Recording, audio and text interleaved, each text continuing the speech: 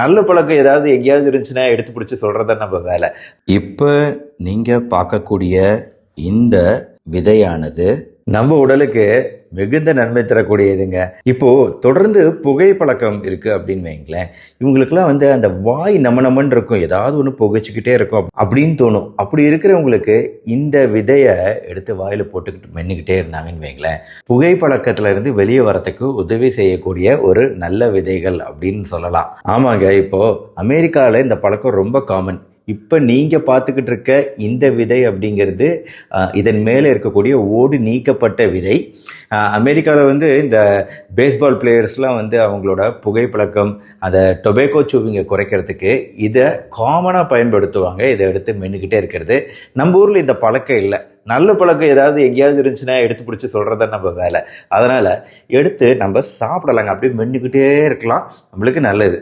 அது மட்டுமாங்க, இந்த விதை உங்களுக்கு தெரியும் எண்ணெய் எடுக்க பயன்படுது. இந்த விதையை நம்ம எண்ணெய் எடுத்த பின் கசக்கி பிழிஞ்சி கோல்டு ப்ரெஸ்ஸோ ஹாட் ப்ரெஸ்ஸோ ஏதோ ஒரு வகையில் எண்ணெயை எடுத்து நீக்கிய பின் மீதி இருக்கக்கூடிய புண்ணாக்கு இருக்குது பார்த்தீங்களா, அந்த புண்ணாக்கு கூட மிகுந்த சக்தி தரக்கூடிய ஒரு புரத கேக்கு, புரோட்டீன் கேக்கு அப்படின்னு சொல்லலாம். அஃப்கோர்ஸ் அது நம்ம யூஸ் பண்ண முடியாது, அது மாடுகளுக்கு கொடுத்தோம்னா அது அவ்வளோ சத்தானது அப்படின்னு எல்லாருமே சொல்லுவோம்.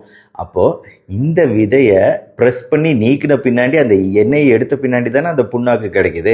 நம்ம அந்த புண்ணாக்கு யூஸ் பண்ண முடியாது, ஆனால் விதையை யூஸ் பண்ணலாமே.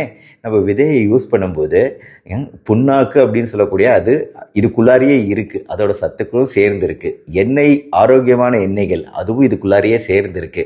அதோட முக்கியம், இன்னைக்கு மார்க்கெட்டில் கிடைக்கக்கூடிய எண்ணெய் உண்மையான எண்ணெயான்னு தெரியல.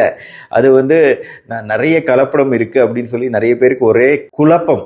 இந்த குழப்பத்தை நீக்கும் வகையில் நாம் இதை நேரடியாக சாப்பிடும்போது இதோட நேரடியான ஆரோக்கிய பண்புகளை நம்ம உடம்புக்கு கொடுக்க முடியும். நம்மளோட சமையல் முறையில் அதிக பயன்பாடு கொண்ட எண்ணெய் அப்படின்னா அது கண்டிப்பாக சூரியகாந்தி விதை எண்ணெய் தான். நல்ல எண்ணெய் அப்படின்னு நம்ம சொல்கிறோம். நல்ல எண்ணெய் இல்லைங்க, அது எள்ளு, நல்ல எண்ணெய் அப்படின்னு நம்ம சொல்கிறோம். ஏன்னா அதில் இருக்கக்கூடிய ஆரோக்கியமான கொழுப்புகள்னால. இப்போது வறண்ட தோள்கள் ஒருத்தருக்கு இருக்குது அப்படின்னு வைங்களேன், அந்த வறண்ட தோள்களில் ஈரப்பதம் அப்படியே மெயின்டைன் பண்ணப்படணும். அந்த ஈரப்பதம் அப்படியே மெயின்டைன் ஆனாதான் நம்ம தோள்கள் ஆரோக்கியமாக பொலிவாக இருக்கும், அந்த ஹைட்ரேஷன் அதிகமாக இருக்கும்.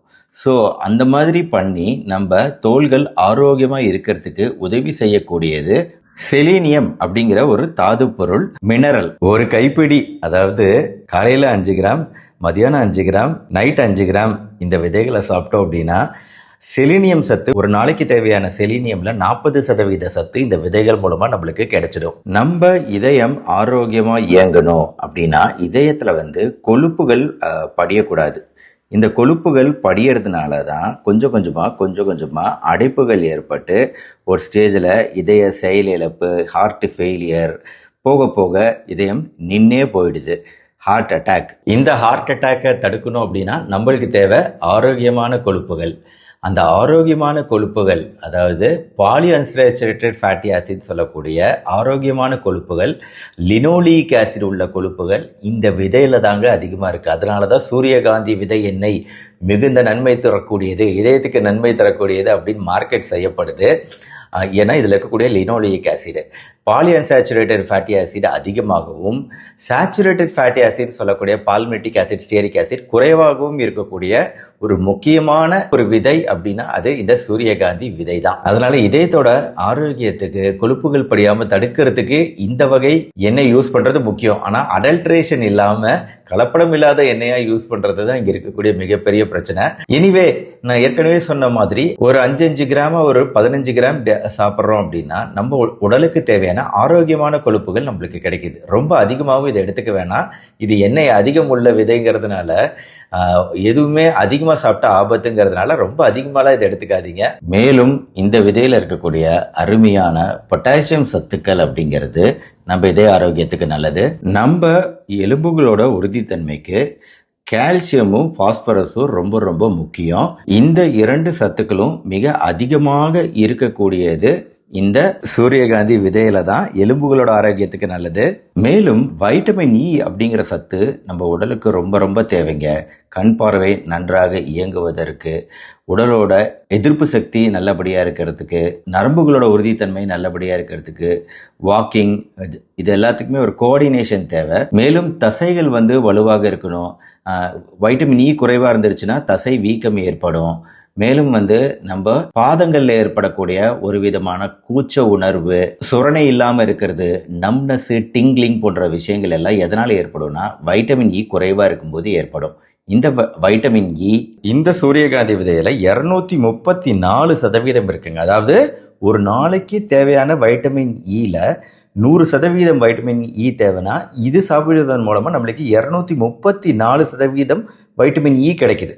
ஸோ இதை சாப்பிட்றதுக்கான இன்னொரு முக்கியமான ரீசன் நம்மளுக்கு கிடைச்சிடுச்சு. இதை தவிர பல வைட்டமின் சத்துக்கள், மினரல் சத்துக்கள்ங்க. இந்த லிஸ்ட்டு பெருசாக போயிட்டே இருக்கும். வைட்டமின் பி சத்துக்கள், B1, B2, B3, B4, B5, B6 எல்லா வைட்டமின்களும் இதில் இருக்குது. மேலும் பல்வேறு தாது சத்துக்களும், ஃபைபர், நார்ச்சத்தும் இருக்குங்க. இந்த நார்ச்சத்து அப்படிங்கிறது நம்ம ஜீரண மண்டலத்தில் ஜீரணம் நல்லபடியாக நடக்கிறதுக்கு உதவி செய்யும்.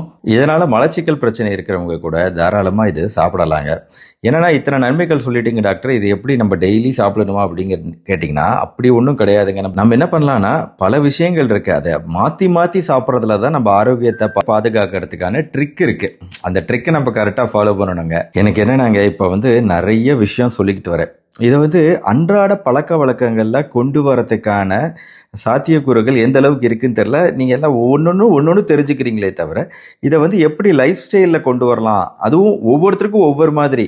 அதனால் இது எப்படி கொண்டு வரலாங்கிறது தாங்க என்னோட அடுத்த முயற்சி. யூடியூப்லேருந்து கொஞ்சம் எக்ஸ்ட்ராவாக இன்னும் கொஞ்சம் மக்களுக்கு ஹெல்ப் பண்ணணும் அப்படின்னா அதுக்கு நான் எடுக்கக்கூடிய முயற்சி என்னவா இருக்கும்னா உணவு முறை, உடற்பயிற்சிகள், ஈவன் உளவியல் சார்ந்த விஷயங்கள், இந்த மூன்றையும் நேரடியாக ஒரு விஷயமா ஒரு நாள் உட்காந்து ஒவ்வொருத்தருக்கும் ஒரு 10 பேரோ 20 பேரோ அவங்களுக்கு என்னென்ன விஷயங்கள் கரெக்டாக சூட் ஆகும், என்னென்ன பயிற்சிகள், உடற்பயிற்சிகள் அவங்க உடல்நிலைக்கு சூட் ஆகும், என்னென்ன உளவியல் சார்ந்த விஷயங்கள் அது நேரடியாக காமனாக பேசிடலாம்.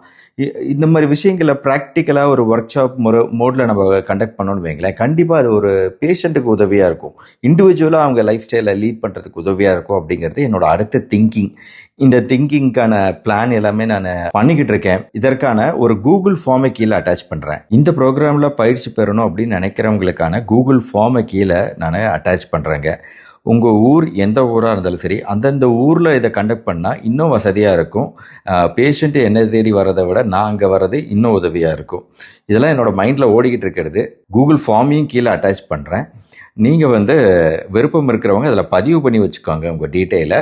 நம்ம ஃப்யூச்சரில் காண்டாக்ட் பண்ணுறோம். கடைசியாக ஒரு விஷயங்க, இந்த விதைக்கு கூட அலர்ஜி அப்படிங்கிறதே ஏற்படலாம்.